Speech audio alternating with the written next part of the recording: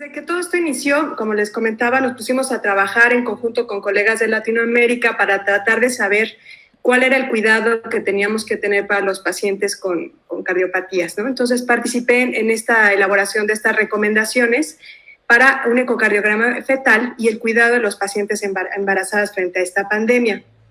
El doctor Héctor Sánchez también participó en la traducción de las guías de la Sociedad Americana de Eco para los pacientes de pediatría y pacientes que tenían cardiopatías congénitas en el laboratorio de ecocardiografía durante esta pandemia. Entonces estábamos muy preocupados en saber o en entender cuáles eran las implicaciones cardíacas de este virus en los niños. Entonces, de acuerdo a toda la evidencia internacional que presentó excelente Jenny, se concluyó un poco lo siguiente, que los niños con cardiopatías congénitas representan un grupo de riesgo ante la pandemia del COVID. Nosotros tenemos un caso en el Instituto de Pediatría que es un poco sospechoso porque se operó de corazón, pero posterior a la cirugía comenzó a presentar datos de dilatación en las coronarias y estamos estudiando para ver si este paciente pudiera ser un caso sospechoso de afección por COVID. Otra conclusión que se tuvo es que la infección por COVID grave en niños es rara y que tengan afección cardíaca aún es más raro.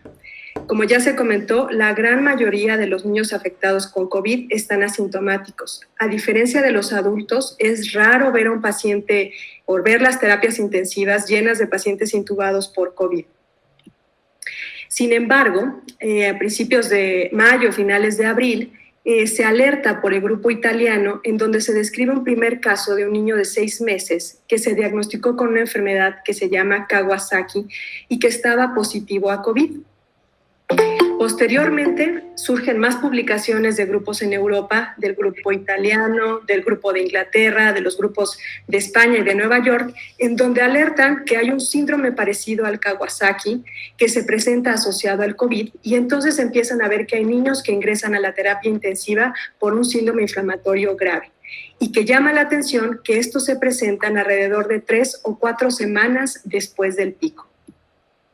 Es entonces que la OMS define la aparición de este nuevo síndrome como síndrome inflamatorio multisistémico en niños y adolescentes relacionados con COVID. Sin embargo, llama la atención que estos pacientes presentan ya no síntomas respiratorios. Recordemos que el COVID habitualmente afecta al pulmón, pero en el caso de este síndrome los síntomas ya no son como tal respiratorios. Los niños se manifiestan con fiebre de varios días, tienen síntomas gastrointestinales, es decir, se manifiestan con dolor abdominal, incluso confundían que pudiera tratarse de apendicitis, presentan náusea, vómito, algunos síntomas cutáneos como pueden ser edema en las manos o lengua en fresa, que son como característicos de la enfermedad de Kawasaki, y además empezaron a notar que presentaban síntomas cardiovasculares. Y es aquí donde surge la importancia de saber cuáles son estas manifestaciones cardíacas de este síndrome inflamatorio multisistémico.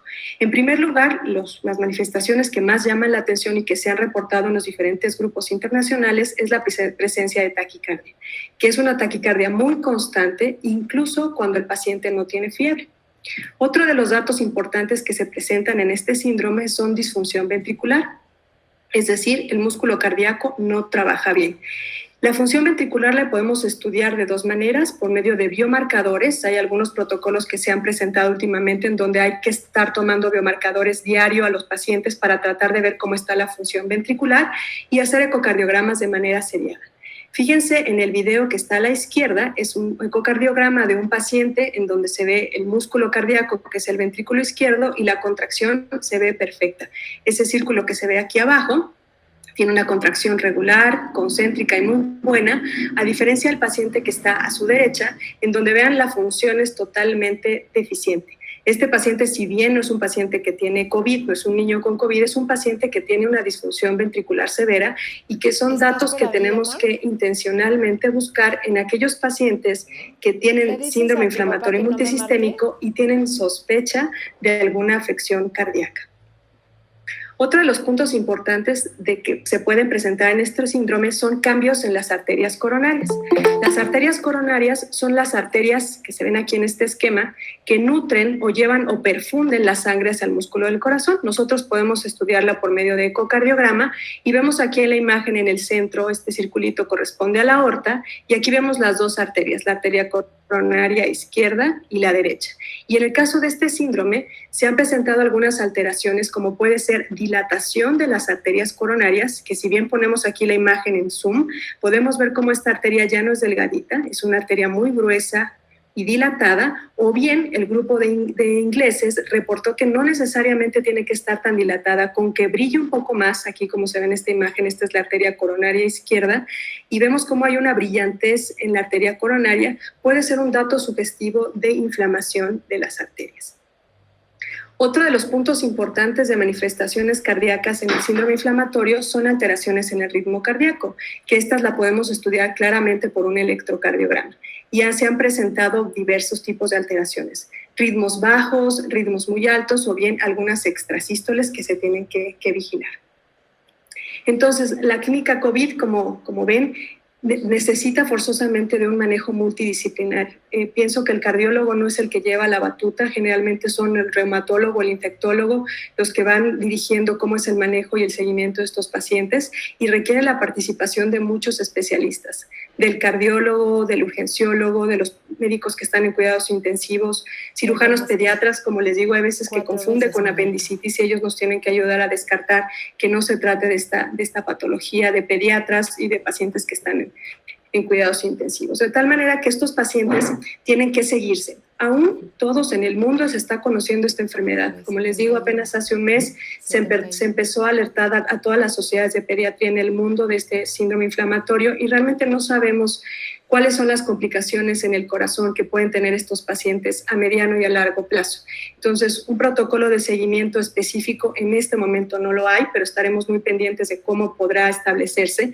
Sin embargo, sabemos que si estos pacientes presentan las lesiones que acabo de comentarles, disfunción ventricular, dilatación de coronarias, alteración en el ritmo cardíaco, no hay duda que esos pacientes tenemos que seguirlos y seguirlos de manera conjunta en la clínica junto con el reumatólogo, tomando laboratorios, tomando estudios de ecocardiograma, de electrocardiograma y ocasionalmente algunos otros estudios adicionales como puede ser un angiotac o un Holter. Muchas gracias.